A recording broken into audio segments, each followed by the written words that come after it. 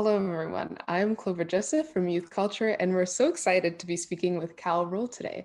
Cal Rolle was born and raised in the Bahamas and moved to Canada in 2005 and has called Toronto his home ever since 2010. Today, we're going to hear about your passion for diversity and inclusion at Sunwing and other organizations. I'm thrilled to welcome Cal Rolle. Welcome. Thanks So so much. today, yes. So today we have a few questions to ask you. And the first one that I was really excited to hear about is I wanted to know more about what you do as a global diversity and inclusion committee chair at the Sunwing Travel Group. Well, thanks so much, Clover, for having me, and I'm just as thrilled as you to be a part of this.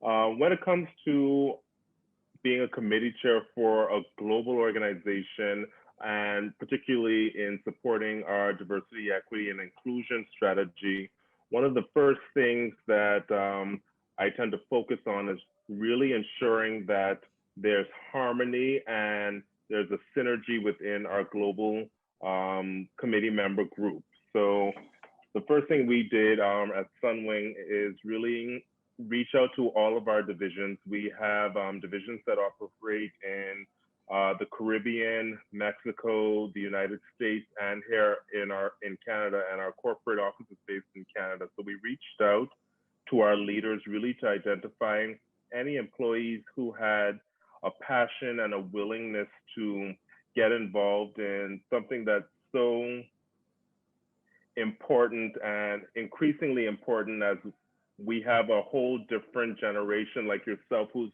really challenging right now the status quo and challenging what's perceived as okay from an organizational standpoint. People want to know that the company that they're working for or that they're buying from or that they're supporting really supports the things that they believe in. And so that's one of the very first things from a committee chair standpoint that we want to do. We want to make sure that those folks who represent our 8 divisions really are truly passionate, inquisitive, have the industry expertise to a degree that allow for them to shape and speak on behalf of so many of their colleagues and the groups that are oftentimes not heard. And so we as a global committee and me as the chair ultimately is the voice for those employees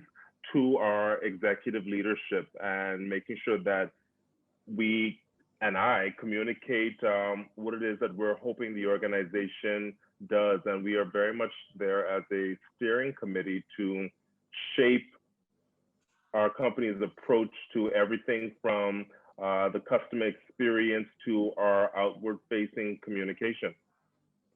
Oh, wow. And how do you exactly make sure that you're the voice for the people?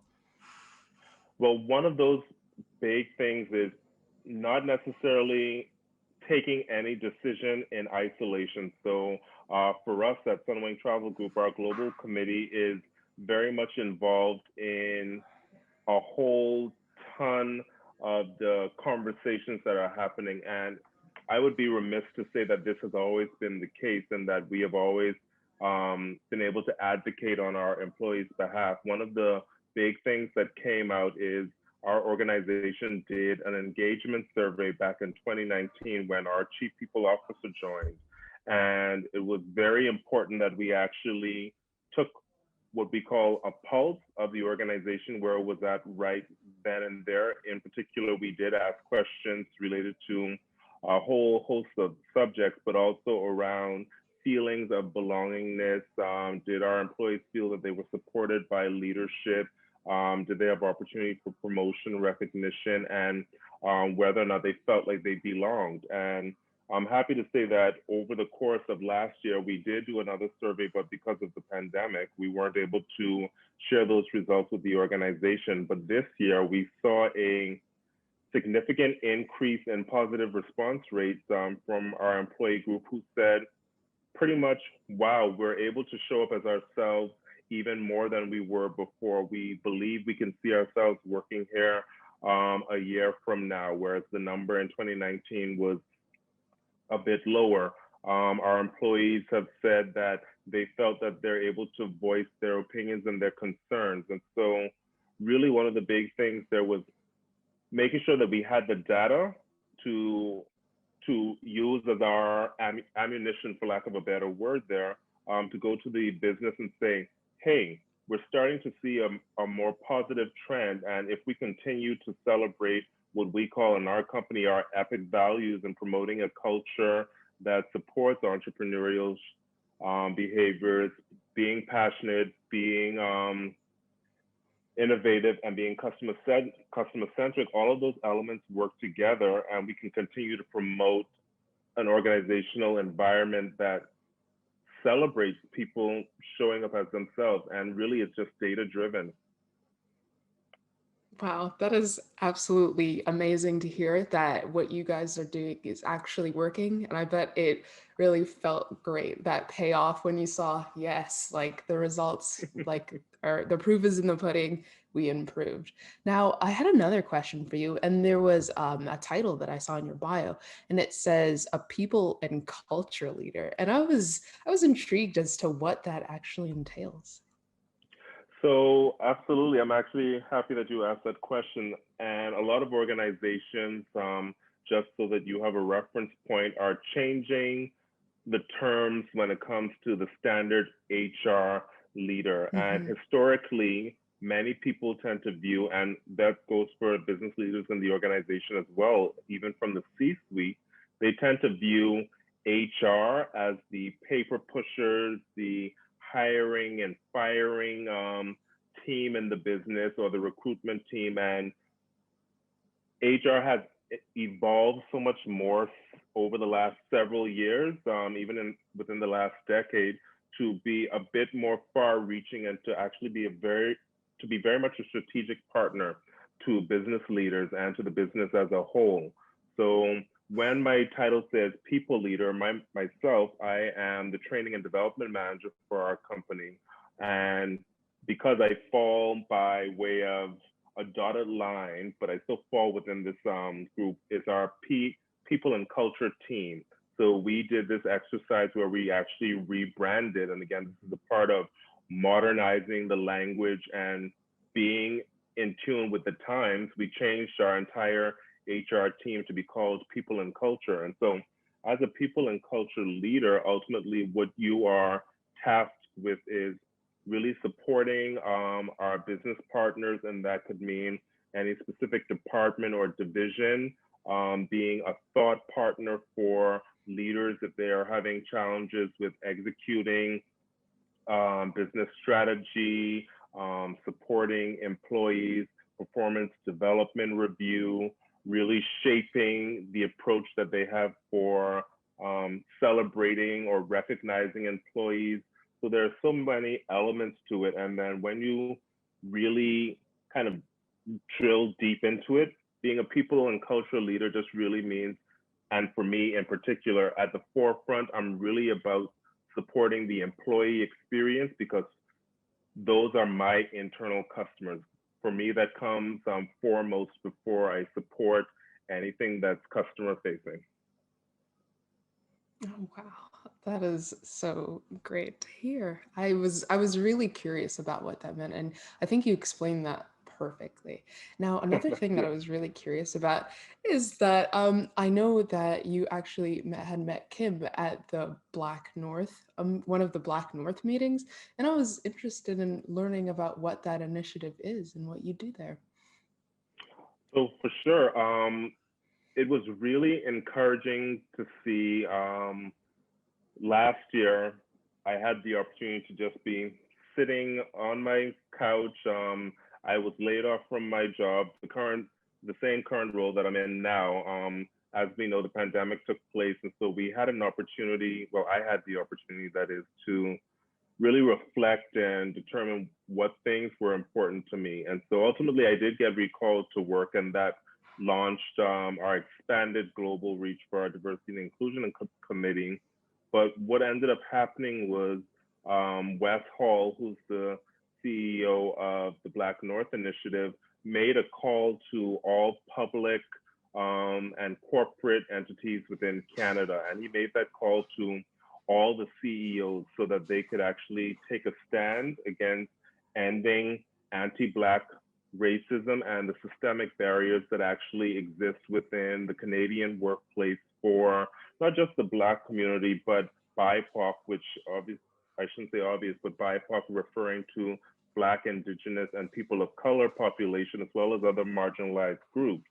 And we got involved, our CEO specifically, he's considered a marginalized person himself, and he made the Mhm. public declaration of signing that pledge, the pledge itself, which has 7 pillars that organizations are expected to commit to and to act on over the next several years. And our CEO signed that. And that to me, obviously being a Black man and a Black man from the Caribbean, I would have had my own experiences shaped living here in Canada and being a part of the corporate world. I've worked both in the private sector, public sector, and in the government arena. So I've had a varied experience, and having a CEO that was visibly signing that and being vocal and showing that this is the mantle that he's going to rest his hat on was inspiring and encouraging to say that we are moving in the right direction, and that I'm also working for an organization that believes in the same things that I do. And it was incredible that out of the Black North Initiative, there are these peer groups that were developed, and myself and Kim both are in the same peer group where we meet every month to share ideas. And I use that term thought partner again, where I'm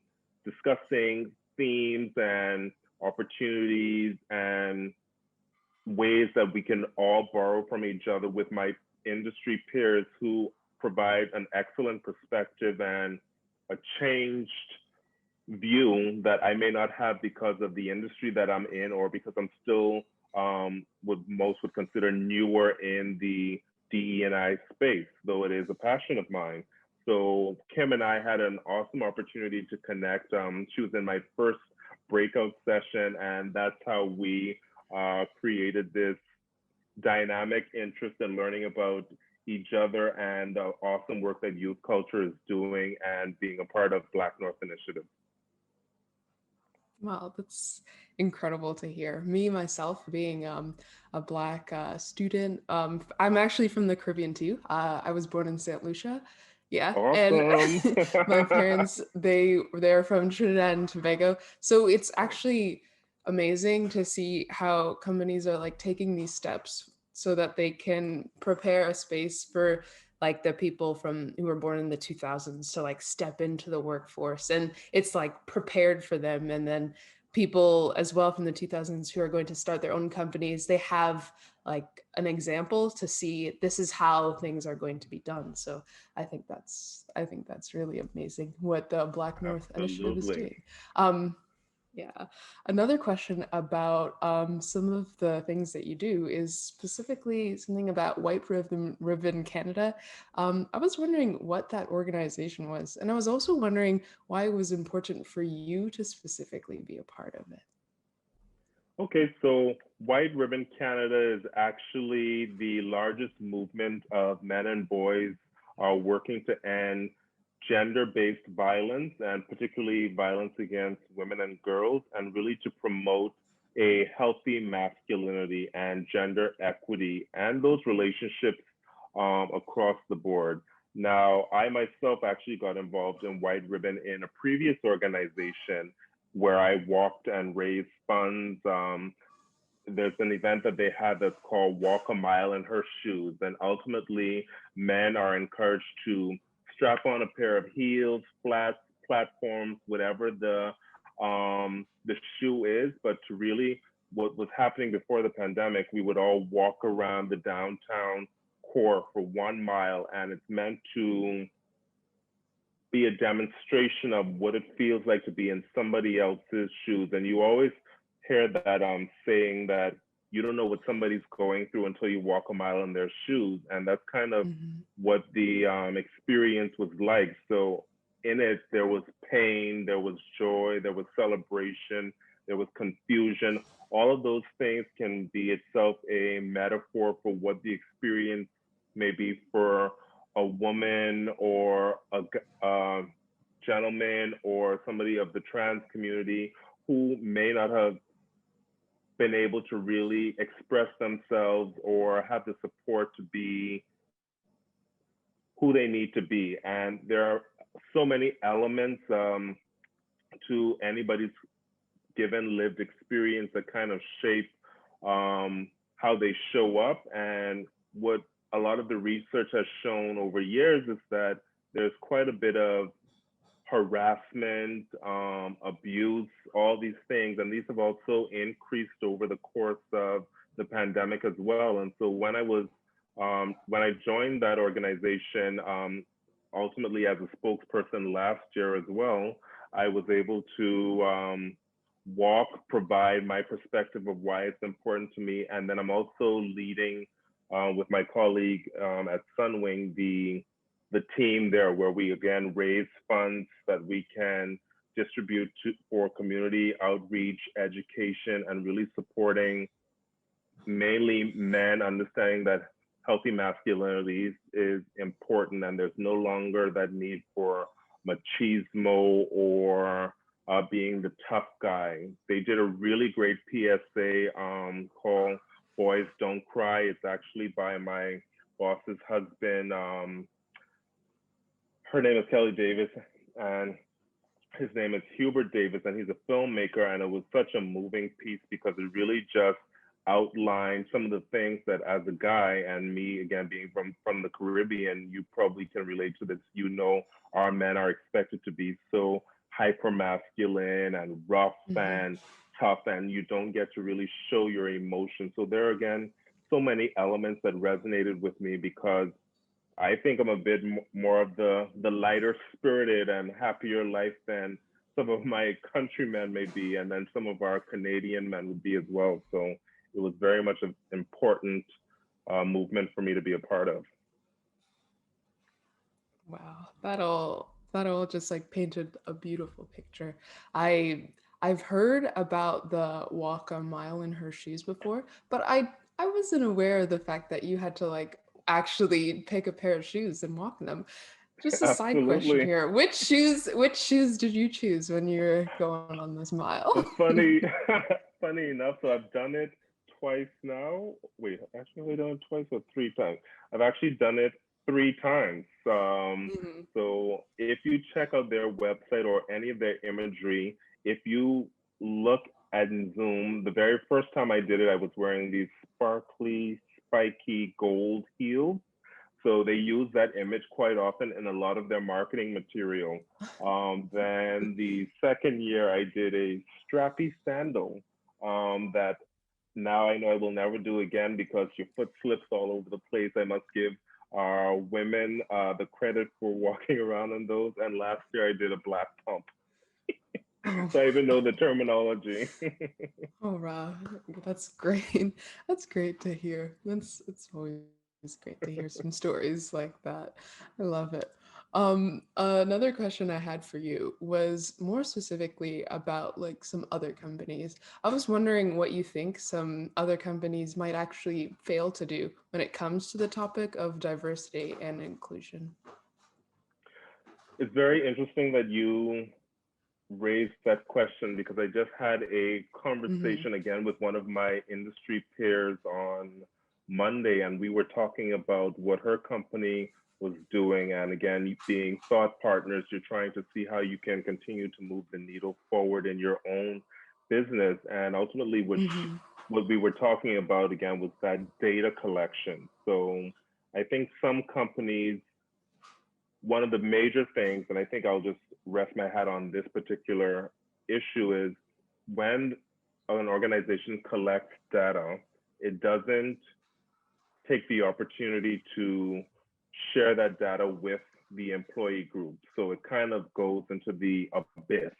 And employees are like, I submitted my feedback, I gave suggestions, I had references, I feel like I communicated adequately in particular. It may be a survey, it may be a company town hall, whatever the avenue was for sharing this feedback, and then it just sits there. It like goes into, like I said, the abyss, a place of limbo.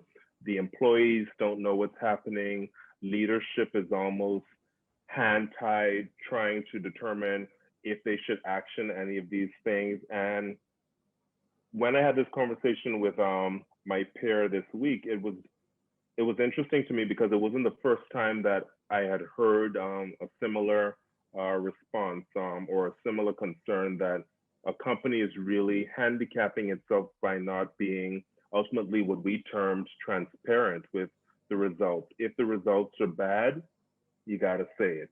If the results are good, certainly you want to shout that from the rooftop. But if you just hold on to it, employees then start to lose their trust in that whatever they're sharing or um, presenting to the organization isn't being acknowledged. So I think that's something that organizations really should pay close attention to, because it erodes the credibility of some of the work that they're trying to do. I wouldn't be so bold as to say all of the work, but if people aren't seeing actions out of the things that they shared, or even any sort of these are the next steps, it may take some time, then it's just like it's another wasted opportunity, as well as employees feel like what's the point of even engaging or Hmm. answering these anymore, because there's no outcome or nothing happens of it.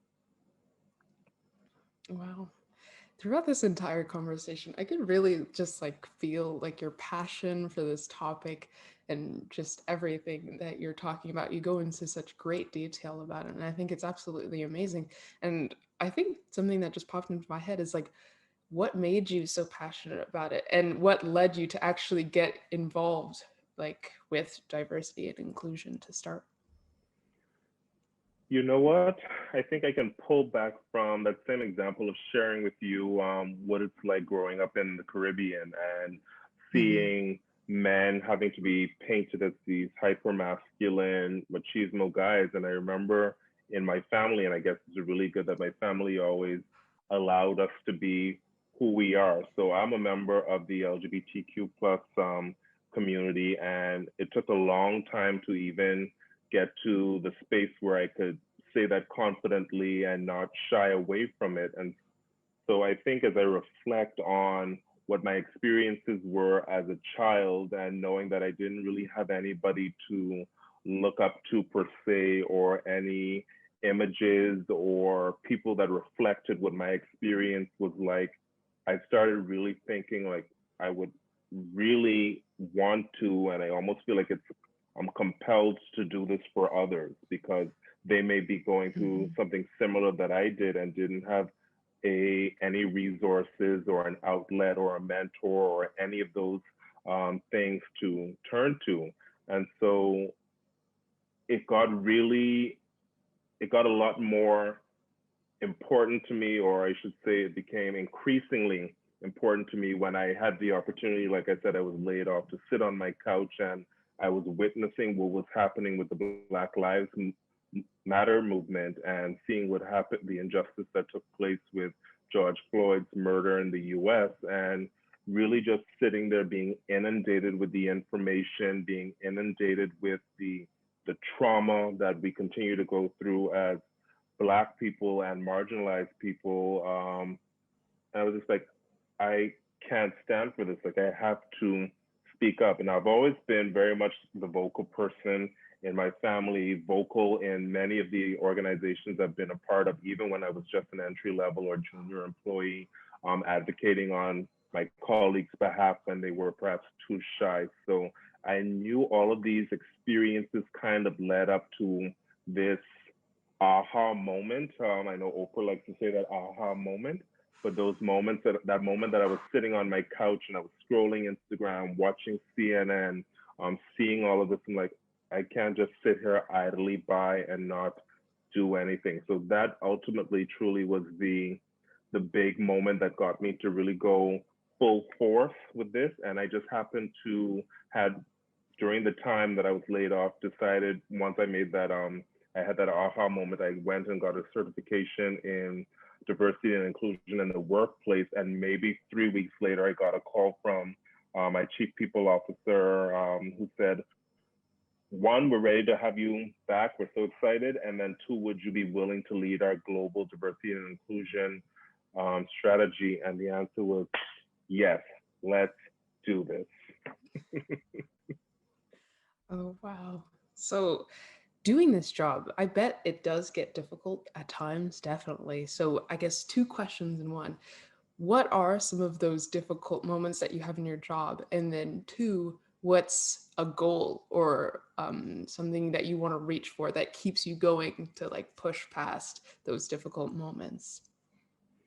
You know what? I would say for me, a difficult moment is absolutely ensuring that I work to eliminate the red tape that may exist within my organization or any organization that I'm a part of. And again, this is historically speaking and speaking presently of some of the things that I've seen that tend to get in the way of a company really excelling at some of the themes that are a part of diversity, equity, and inclusion.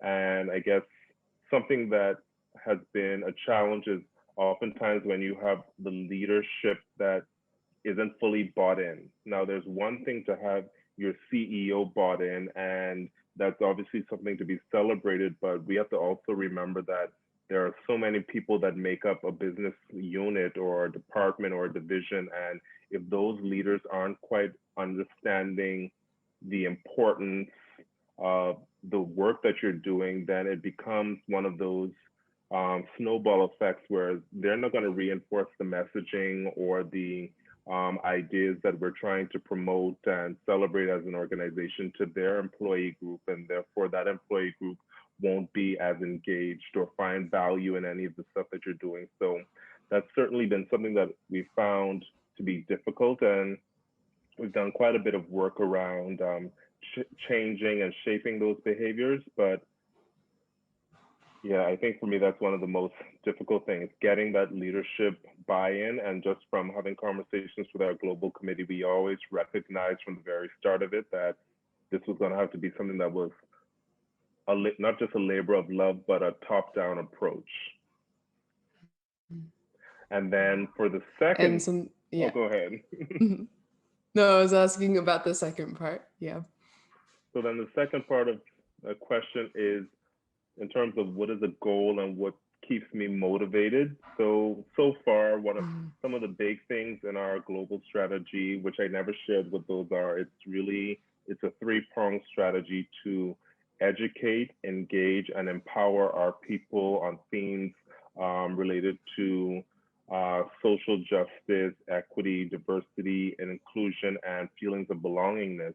And something that we've been doing over the last several months, which actually launched in February with Black History Month, is a series that we call our Brave Space Conversations. Mhm. And every month we've had, what the great thing is, we've had employees be the panelists versus having outside people come in and speak. So employees get the Mhm. opportunity to share what their experience has been in our organization or any other organization, to share what their lived experience has been like that informs the way they show up to work. And something that we did today, just before this call, actually, was we did our Pride Month um, Brave Space, and we had three leaders, one being the president of one of our divisions, one being one of our sales center managers, and one being somebody from our weddings department, all members of the LGBTQ plus community, share their coming out stories, share some of their challenges, and share how safe of a space the company has made it feel for them, that they can show up as their authentic selves and never question Mhm. that it would be at a detriment to their professional life. And so for me, that's kind of one of those goals where you can constantly have people saying, I feel like I can be myself here, and that this workplace is an extension of my actual life. It's no longer the Mhm. feeling or freight terminology of work-life balance. This is work-life integration, and there doesn't have to be a separation. We understand that people all show up with their history, and it's important to understand where your colleagues and your leaders are coming from and know what shaped the way that shaped how they approach you, shape how they approach their work, and all those things. So that's a continued goal. And seeing the feedback that we've been getting, people super thrilled for the work that we're doing and the Mhm. conversations that we are opening in an open and honest way has been really rewarding. Wow. That that sounds very rewarding. And I think one thing that I picked up from that that I've never heard before is work life integration. Like, I think that it's so important for people to feel comfortable in being themselves and just being able to go to work and know, it's okay. I don't have to hide this or whatnot because I know people are going to be okay with this. It's a judgment free zone in a sense. And I think that's what we need. And when we have that, we can create even better products. We can work better, and overall, our lives will improve. So, yeah. You are totally right. Um, I agree. Thank you. I have another question for you. So when you tell people what you're doing and whatnot, what are their reactions? Like, how do they? Is it positive most times, or is it negative, or is it just mixed in between? You know what? I'll say it's mixed because Mm-hmm. every time I share it, because the work that I do from a DE and I perspective is an extension of my actual role, which is training and development. Um, Folks tend to be a bit confused, and there you would be surprised. There's still a whole ton of people who don't quite understand the importance of or the necessity to have DE and I conversations and education and create environments that allow for these very tough conversations. So I've had a mix of responses. Some people are like, "Oh my gosh, that's awesome! So glad that you're a part of this. How do I get involved? How do I get educated? What do I need to do?" This is now not always people from within the organization, but sharing with friends or Mm-hmm. people who I'm networking with. And then some folks are like, "Wait, what?" So you just want to make sure that there are enough men and enough women in a particular role, or there are enough people on this executive board that reflect this number. I'm like, no, it actually goes a lot deeper than Mm-hmm. that. So truly, Clover, a really big part of a lot of the work, whether or not somebody understands it or not, is education. And in order to Mm-hmm. be an ally, in order to have informed conversation, or in order to even just show up and respect a person's right to be who they are, all of that comes from education. So yeah, I've had certainly the mixed responses. Okay. Yeah, that sounds reasonable. I That's what I kind of expected from that one too. And now on to our final question here. I was wondering, Already. yes, I was wondering, what are your words of guidance to those who say, when you tell them maybe they don't know what it's about, diversity and inclusion, and they're like, you know what, I want to get involved. What are your words of guidance to those people who are just starting out? You know what? Thanks for that question. And I thought about it and thought about it and thought about it when we did the pre-work. And I'm just really, I want to encourage folks just to, if you don't know, first thing is you have to ask. Be you Mm-hmm. somebody who's a senior in your business group, or if you're just starting out and you're an awesome member of youth culture and you want to know what it's like to be involved in these sorts of things, I think it's also important to perhaps seek a mentor. If you use LinkedIn, even if you use Instagram or what have you, there are a lot of very positive and informative resources and people who are super open, myself included, to be contacted and to share what it's like to do this work, share the challenges, share the celebrations, share the important work, and also share resources that may be become invaluable because not everything, and this is something I was saying to the team after we did our race based conversation and we were having our debrief, is not everything that we do is actually going to be Mhm. tangible where we can touch it. Sometimes it's really in the lives and the communities that we impact by way of having these conversations and exploring these very challenging and difficult conversations. So my advice to anybody who's just getting started out is do your research, find somebody who is willing to be an heir or even just be somebody as a thought partner or be a guidepost for you, and just feel confident that you can step into it. Like I said, this is the entire work in itself is brand new to me. I've been the committee chair for just under a year now. We're going to hit the 12-month mark Mhm. next month. And to see the work that myself and the global committee have been able to accomplish in 1 year is incredible. So the only thing you can do Mhm. is just start. Take that first step. I mean, I know they always use the old adage, a journey of 1,000 miles starts with a single step, and it's really true. You take the Yeah. opportunity to look back, and after a year, you're just like, wow, look at what I've learned, look at what I've done, and look at who I've become. That's my advice. Wow. I love that advice so much. I love how you're like, just go out and reach out to people and you even put yourself out there. So, anybody listening, you know who to call if you want to get involved with inclusivity and diversity. And just to end us off here, I was wondering if you had any short pieces of wisdom for the young people who are listening in today. You know what? I think certainly those listening in right now are a lot more informed and socially conscious than even I was when I was growing up. I'm 33 now. Sometimes I forget my age. I'm Mhm. 33 now, and even growing up in the Bahamas and in the Caribbean, um, it wasn't the same as it is here in North America in terms of being able to express yourself and be liberal and think differently without the confines of family or religion or all those sorts of things. So, my advice for the youth to get involved and to be informed contributors to society is just continue to search out seek out knowledge, seek out people who know things that you don't know. Um, Nobody can be the smartest person in the room. So always seek out the next best, the next smartest person, so that by the time it's you're done, you are just as wealthy with knowledge as the next person. And who knows, maybe you'll just be the next mentor for somebody coming up after you. Wonderfully said. Thank you so much, Cal, for joining us today.